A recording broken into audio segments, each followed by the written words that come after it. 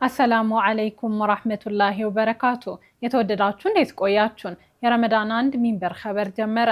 ለመላው ተመልካቾቻችን እንኳን አደረሳችሁ እያልኩ ፋይዛ መሐመድ የዕለቱ ሚንበር ኸበር እየመራው ከእናንተ ከተመልካቾች ጋር ቆያለሁ። እስከ ፍጻሜው አብራችሁን እንድትዘልቁ በአክብሮት እየጋበዝኩ ለዕለቱ ከያዝናቸው ጉዳዮች መካከል አበይቱን አስቀድማለሁ። የአዲስ አበባ እስልምና ጉዳዮች ከፍተኛ ምክር ቤት የ1447ኛውን የረመዳን ወር ጾም በመተሳሰብ መጾም ይገባል ሲል ጥሪ ያቀረበ። የመጀመሪያው ተንቀሳቃሽ መሶብ የአንድ ማዕከል አገልግሎት በ2 ሳምንታት ውስጥ አገልግሎት ይጀምራል ተባለ። ኢትዮጵያን ጨምሮ 4 የምስራቅ አፍሪካ ሀገራት በጋራ መጠቀም የሚያስችላቸውን የንግድ ኮሪደር ባለስልጣን አቋቋሙ የሚሉት የሚንበር ኸበር አበይት ጉዳዮች ናቸው። አብራችሁን እንድትቆዩ በድጋሚ እየጋበዝን ወደ ቀዳሚው ኸበር አልፋለሁ። የቱርኩ ፕሬዝዳንት ረጀብ ጠይብ ኤርዶጋን አዲስ አበባ ገቡ። የቱርኩ ፕሬዝዳንት ረጀብ ጠይብ ኤርዶጋን አዲስ አበባ የገቡት ዛሬ ማክሰኞ የካቲት 10 2018 ነው። ፕሬዝዳንቱ አዲስ አበባ ሲደርሱ ጠቅላይ ሚኒስትር አብይ አህመድ አቀባበል አድርገውላቸዋል። ጠቅላይ ሚኒስትሩ በማህበራዊ ትስስር ገጻቸው ባሰፈሩት ጽሑፍ ለፕሬዝዳንቱ ወደ ኢትዮጵያ እንኳን ደህና መጡ ብለዋል። ይፋዊ የስራ የጉብኝት ልውውጣችን በቱርኪያና በኢትዮጵያ መካከል ያለውን ጥልቅ የአጋርነት ጥንካሬ የሚያንጸባርቅ ሲሉም አክለዋል።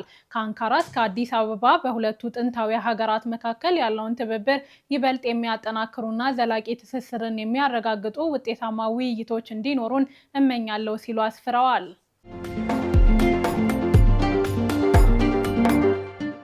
የአዲስ አበባ እስልምና ጉዳዮች ከፍተኛ ምክር ቤት የ1447ኛውን የረመዳን ወር ጾም በመተሳሰብ መጾም ይገባል ሲል ጥሪ ያቀረበ። ከፍተኛ ምክር ቤቱ የ1447ኛውን የረመዳን ወር ጾም አስመልክቶ የእንኳን አደረሳችሁ መልእክት አስተላልፏል። የከፍተኛ ምክር ቤቱ ምክትል ፕሬዝዳንት ሼክ መሐመድ ሸሪፍ የረመዳን ወር ጾምን በመተሳሰብ ምህረት በመጠየቅ ዘካን በመስጠትና ለተቸገሩ ወገኖች በመድረስ መሆን እንዳለበት ያሳሰቡት ዛሬ ማክሰኞ የካቲት 10 2018 በተሰጠው መግለጫ ነው። መግለጫው የረመዳን ወር ከወንጀል ርቀን የምንጾምበት እንዲሁም እጆቻችን ለልገሳ የሚዘረጉበት በመሆን የተቸገሩትን በማገዝ መጾም እንዳለበት አሳስቧል። የመስጂድ ኮሚቴዎች ከማህበረሰብ ወጣቶችና ከባለ ሀብቶች ጋር በመሆን በኢኮኖሚ አቅመ ደካሞች በተረጋጋ ሁኔታ እንዲጾሙ ማድረግ ይገባል ተብሏል። ኢማሞችና ዱዓቶች በኹጥባዎቻቸው የእስልምና አስተምህሮትን ማህበረሰብ በሚረዳው መልኩ እንዲያቀርቡ ጥሪ ቀርቧል።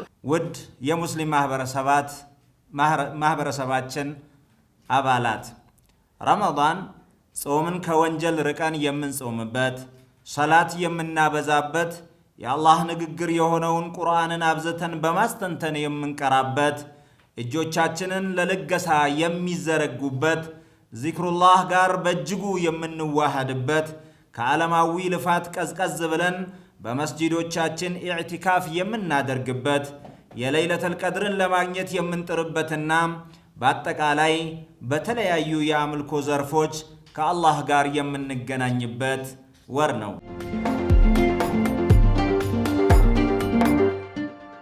የመጀመሪያው ተንቀሳቃሽ መሶብ የአንድ ማዕከል አገልግሎት በ2 ሳምንታት ውስጥ አገልግሎት ይጀምራል ተባለ። የመጀመሪያው ተንቀሳቃሽ መሶብ የአንድ ማዕከል አገልግሎት በ2 ሳምንታት ውስጥ የሙከራ አገልግሎት መስጠት እንደሚጀምር የፌዴራል መሶብ የአንድ ማዕከል አገልግሎት አስታውቋል። የፌዴራል መሶብ የአንድ ማዕከል አገልግሎት ዳይሬክተር ጀነራል አንተነህ ማሙ እንደገለጹት የአንድ ማዕከል መሶብ አገልግሎትን ተደራሽነት ለማስፋፋት በትኩረት እየተሰራ ይገኛል። የመሶብ አገልግሎት በጊዜና በቦታ ሳይገደብ ተንቀሳቃሽ አገልግሎት ለመስጠት ዝግጅት መደረጉን ገልጸዋል። በሚቀጥሉት 6 ወራት ውስጥ አገልግሎት የሚሰጥባቸውን ማዕከላት ቁጥር 100 ለማድረስ እየተሰራ መሆኑንም ተናግረዋል። ሆኖም ይህ በቂ ባለመሆኑ ለሁሉም ማህበረሰብ ክፍሎች አገልግሎቱን ተደራሽ ለማድረግ የሚያስችል ተንቀሳቃሽ አገልግሎት መስጠት አስፈላጊ መሆኑን አብራርተዋል። በመሆኑም በአዲስ አበባ ከተማ አስተዳደርና በኦሮሚያ ክልል ሸገር ከተማ በሚቀጥሉት 2 ሳምንታት የሙከራ ትግበራ እንደሚጀመር ገልጸዋል። በተለይም የመሰረተ ልማቶች ተደራሽነት ዝቅተኛ በሆነባቸው አካባቢዎች ኪዮስክ ቤዝድ አገልግሎት ለመስጠት ጥናት እየተካሄደ ስለመሆኑም ጠቁመዋል። መሶብ የአንድ ማዕከል አገልግሎት በ8 ተቋም 41 አገልግሎት በመስጠት የተጀመረ መሆኑን አንስተው በአሁኑ ወቅት በ23 ተቋም 180 87 አገልግሎቶች እየተሰጡ ነው ብለዋል። በሚቀጥሉት 3 ወራት ተቋማቱን ወደ 25 በማሳደግ 250 አገልግሎቶችን ቅዳሜና እሁድን ጨምሮ አገልግሎት ለመስጠት መታቀዱንም ጠቁመዋል። የፌዴራል መሶብ የአንድ ማዕከል አገልግሎት ሚያዝያ 18 2017 ስራ የጀመረው በጠቅላይ ሚኒስትር አብይ አህመድ ነበር።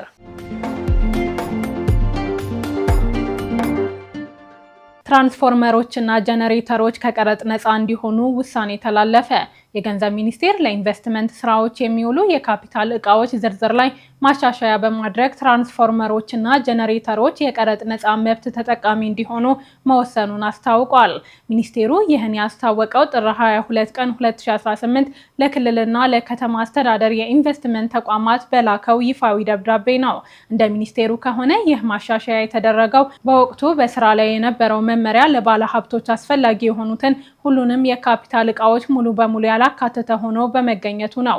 ይሁን እንጂ በአዲሱ መመሪያ መሰረት በትግበራ ላይ ባለው የካፒታል እቃዎች ዝርዝር ውስጥ ትራንስፎርመሮችና ጀነሬተሮች እንዲካተቱ መደረጉን በገንዘብ ሚኒስቴር የተላለፈው ውሳኔ ያመለክታል። የኢንቨስትመንት ተቋማት ከባለ ሀብቶች የሚቀርቡ የኢንቨስትመንት ጥያቄዎችን በዚህ አዲስ ማሻሻያ መሰረት እንዲያስተናግዱ መመሪያ ተሰጥቷል። ይህ ማሻሻያ ባለ ሀብቶች የሚያጋጥሟቸውን የኃይል አቅርቦት ችግር ለመቅረፍና የኢንቨስትመንት ፍሰቱን ለማሳለጥ ከፍተኛ እገዛ ይኖረዋል ተብሎ እንደሚጠበቅ ተነግሯል።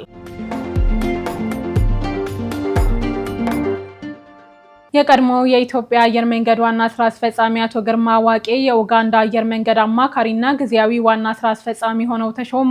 የኡጋንዳ ፕሬዝዳንት ዩዌሪ ሙሴቬኒ የቀድሞው የኢትዮጵያ አየር መንገድ ስራ አስፈጻሚን ግርማ ዋቄን በአማካሪነትና ጊዜያዊ ስራ አስፈጻሚ አድርገው መሾማቸውን የዘገቡት የሀገሪቱ ጋዜጦች ናቸው።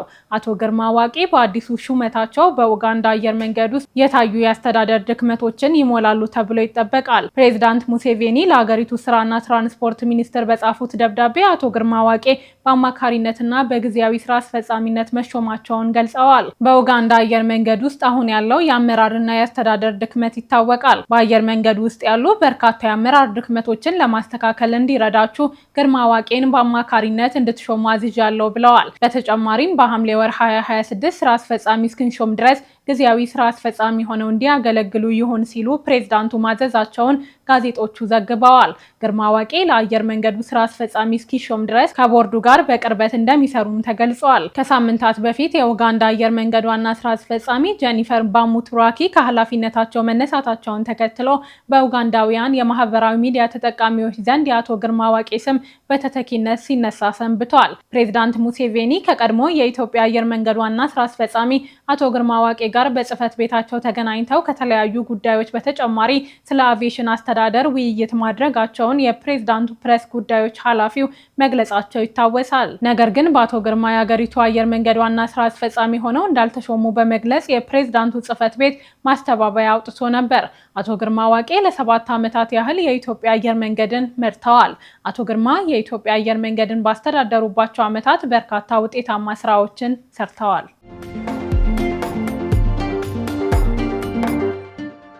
ኢትዮጵያን ጨምሮ 4 የምስራቅ አፍሪካ ሀገራት በጋራ መጠቀም የሚያስችላቸውን የንግድ ኮሪደር ባለስልጣን አቋቋሙ።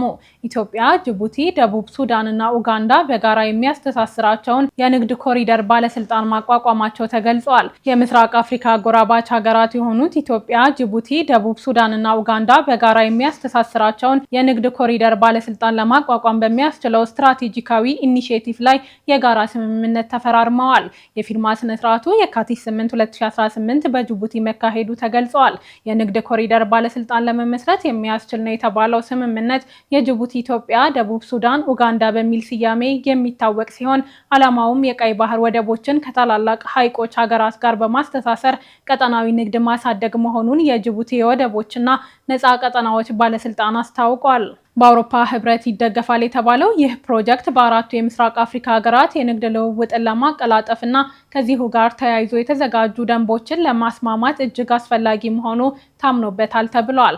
በ4ቱ ሀገራት የጋራ ስምምነት ባለስልጣን የተቋቋመለት የንግድ ኮሪደር የጅቡቲን ወደብ ከአዲስ አበባ፣ ጁባና ካምፓላን ከመሳሰሉ የቀጠናው ዋና ዋና ከተሞች ጋር በማገናኘት የሎጂስቲክስ ማጓጓዣ ወጪዎችን እንደሚቀንስ፣ የባህር በር ለሌላቸው ሀገራት ኢኮኖሚያዊ መነቃቃት ከፍተኛ ፋይዳ እንደሚኖረው ተገልጿል። ከዚህ በተጨማሪም የባህር በር የሌላቸው ሀገራት ከወደብ ወደ ሀገር ውስጥ ከውጪ የሚገቡ ምርቶችን በሚያጓጉዙበት ወቅት ሲያጋጥማቸው የነበረውን የጊዜ ብክነት በማስቀረት ረገድ ከፍተኛ ኢኮኖሚያዊ ጠቀሜታ ይኖረዋል ተብሎ እንደሚጠበቅ ዳዋን አፍሪካ የተሰኘ ድረገጽ ዘግቧል። ቀጥለናል። ዛሬም በተናፋቂው ረመዳን በመላው ዓለም ሀገሮች ምን አዲስ ኸበር ተሰማ ብለን ስናጣራ የተለያዩ ጉዳዮችን አግኝተናል። አህመድ አብዱራህማን አሰናድቶታል። በዘንድሮ ዓመት ረመዳን እንደተለመደው የተለያዩ ሀገሮች እንዳቀማመጣቸው ረጅምና አጭር የጾም ሰዓታት ያሳልፋሉ። በሰሜናዊው ንፍቀ ክበብ ከሚኖሩት ህዝቦች መካከል ወደ 90% ገደማ ህዝቦች የጾም ሰዓታቸው አጭር የሚባል ነው። ይህ የመቀነስ ሂደት እስከ 2023 ድረስ ይቆያል። በንፍቀ ክበቡ ውስጥ ወቅቱ ክረምት በመሆኑ በዚህ የረመዳን ወር እዚያ የሚኖሩ ሰዎች በጣም አጭር የሚባል የጾም ጊዜ ይኖራቸዋል። በመጀመሪያው ቀን ከ12 እስከ 13 ሰዓታት ያህል ይቆያሉ። በምድር መቀነት ማለትም ኢኩዌተር በተለይ በመቀነቱ ደቡባዊ ክፍል የሚኖሩ ምዕመናን ባለፈው ዓመት ከነበሩ የጾም ሰዓት የሚረዝም ጊዜ ያሳልፋሉ። በዘንድሮ ዓመት በቺሊ፣ በኒውዚላንድ እና በደቡብ አፍሪካ ካሉ የደቡባዊ ሀገሮች ነዋሪዎች በመጀመሪያው ቀን ከ14 እስከ 15 ሰዓታት የሚደርስ ረዥም የጾም ጊዜ ይኖራቸዋል። ይሁን እንጂ የጾም ሰዓቶቹ ርዝማኔ በወሩ እየቀነሰ ይሄዳል። በወሩ የአዲስ አበባ ነዋሪዎች በቀዳሚው ቀን 13 ሰዓት ከ2 ደቂቃ ይጾማሉ። በመጀመሪያው ቀን ስሁር ንጋት 11 ሰዓት ከ33 ደቂቃ ይጠናቀቃል። የኢፍጣር ሰዓት ደግሞ 12 ሰዓት ከ35 ደቂቃ ይሆናል። ቀናት እየጨመሩ በሄዱ ቁጥር የከተማዋ ነዋሪዎች 13 ሰዓት ከ15 ደቂቃ በጾም ያሳልፋሉ። የስሁር ሰዓት የቀነሰ በመጨረሻው ቀን 11 ሰዓት ከ20 ደቂቃ ላይ ይሆናል።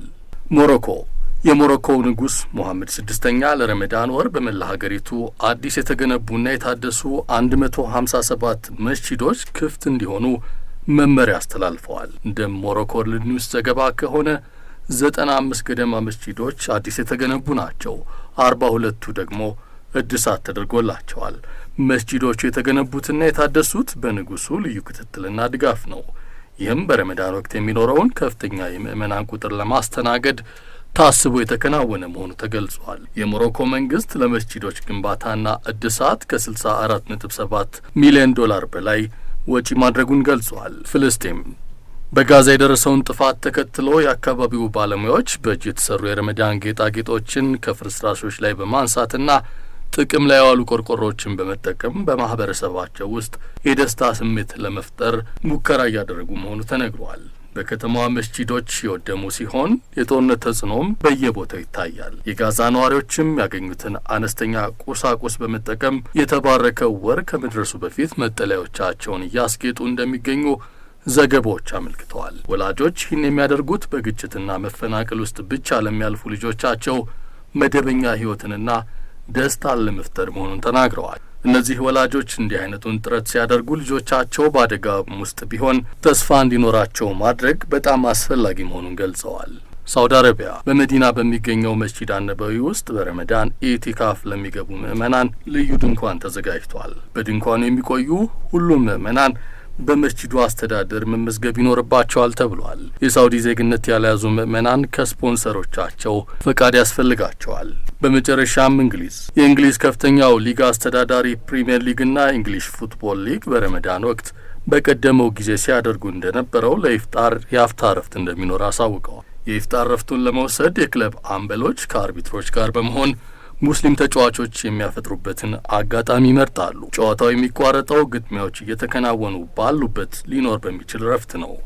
በዚህም ጨዋታው ፍሰቱን እንደጠበቀ የመልስ ምት፣ የቅጣት ምት አሊያም የእጅ ሮራ ላይ በሚሆንበት ጊዜ እንዲያርፍ ይደረጋል።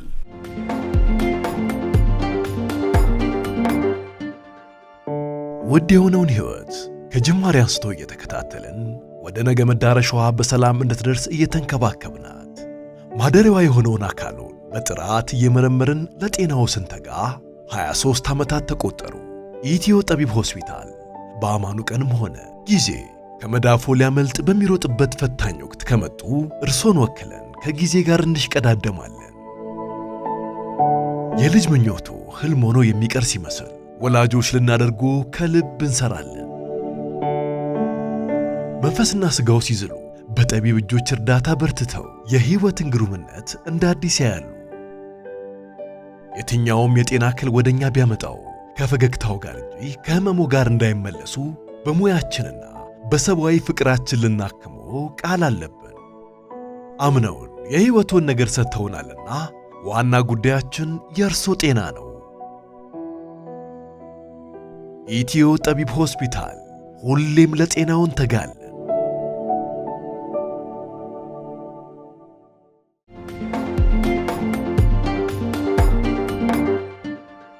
የተወደዳችሁ አሁንም የተከታተላችሁ የምትገኙት ሚንበር ኸበርን ነው።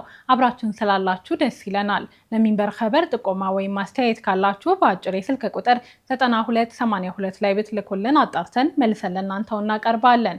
የሚቀናችሁ ማህበራዊ ሚዲያ ከሆነ በሁሉም አማራጮች @ሚንበር ቲቪ ብላችሁ ብትፈልጉን ታገኙናላችሁ። ድረገጻችንን www.minbertv.com ብትጎበኙ ደግሞ አዳዲስ መረጃ ታገኛላችሁ። አሁን ደግሞ የዕለቱን አብይ ጉዳይና ታውሳችሁና እንመለስ። የአዲስ አበባ እስልምና ጉዳዮች ከፍተኛ ምክር ቤት የ1447ኛውን የረመዳን ወር ጾም በመተሳሰብ መጾም ይገባል ሲል ጥሪ ያቀረበ።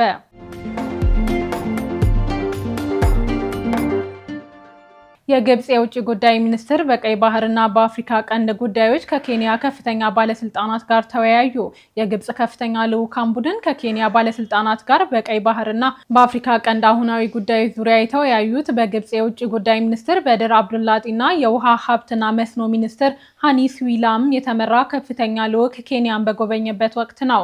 የግብጽ ከፍተኛ ባለስልጣናት ከኬንያ ዋና ምክር ቤት ጸሐፊ ሙሳሊያ ሙሳቫዲ እና ሌሎችም ከፍተኛ ሹሞች ጋር በቀይ ባህርና የአፍሪካ ቀንድ አሁናዊ ሁኔታዎች ላይ መወያየታቸውን ካይሮ አስታውቃለች። የግብጽ ውሃ ሀብትና መስኖ ሚኒስቴር ንግግሩን አስመልክቶ ባወጣው መረጃ የሁለቱ ሀገራት ባለስልጣናት በቀጠናው በዋናነት ደግሞ በሶማሊያና ሱዳን ሰላምና መረጋጋትን መመለስ በሚቻልባቸው መንገዶች ላይ ሀሳብ መለዋወጣቸው ተጠቁሟል። ሁለቱ ወገኖች ግንኙነታቸውን የበለጠ ለማጠናከር የመከላከያና የተቀናጀ የውሃ ሀብት አስተዳደርን ጨምሮ በሌሎች ዘርፎች ላይ ለመተባበር ተስማምተዋል ሲል ቢቢሲ ዘግቧል። ዘገባው የኢትዮጵያን የአባይ ወንዝ ዘላቂነት ለመጠበቅና የጋራ ሀብትነቱን ለማስጠበቅ በጥምረት መስራት አስፈላጊ ስለመሆኑ ሁለቱም ወገኖች እውቅና እንደሰጡ አመልክቷል። አገራቱ ሁሉም የአባይ ተፋሰስ ሀገራት የጋራ ተጠቃሚነትን ለማረጋገጥ ዓለም አቀፍ ሕግ መሰረት አድርጎ በውሃ ደህንነት፣ በማህበራዊ ኢኮኖሚ እድገትና በስነ ምህዳር ጥበቃ በጋራ ለመስራት ስለማሰባቸው ተጠቅሷል። ውድ ተመልካቾች ለዛሬ ያዘጋጀነው የሚንበር ኸበር በዚሁ ተጠናቀቀ። ፋይዛ መሐመድ አብሬያችሁ ቆየሁ። ወሰላሙ አለይኩም ወራህመቱላሂ ወበረካቱ።